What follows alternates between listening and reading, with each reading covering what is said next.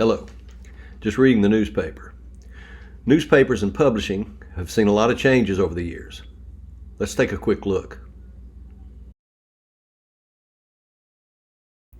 Here's a video of a young man hand-setting type.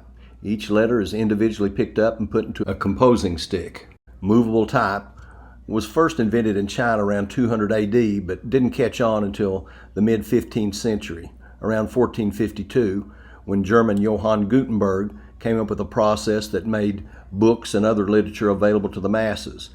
When it first arrived on the scene, printing was called artificial handwriting to make it more understandable to the people. Printing was well established in the early days of the United States. In fact, colonial newspapers played a major role in the American Revolution. At the time, newspapers and other printing was still being designed with hand-set type or relief printing, the same process used by Johann Gutenberg hundreds of years before. This process would continue for another 100 years until the late 1800s. The arrival of the Industrial Revolution in the early 1800s brought big changes to newspapers. Steam-powered machinery allowed city newspapers to print for the masses.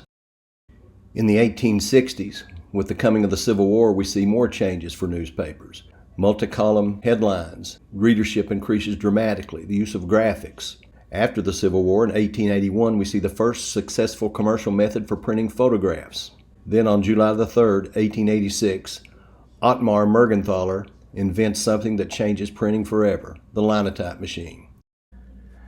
The invention of a machine to replace the labor-intensive task of setting type by hand had been tackled by many inventors in the 19th century. The linotype continued to be in use by newspapers and magazines for nearly 100 years. In the 20th century, a new print technology emerged, offset printing.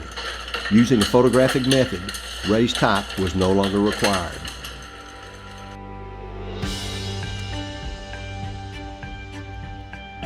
Today, newspapers and magazines are undergoing another transition to an online format.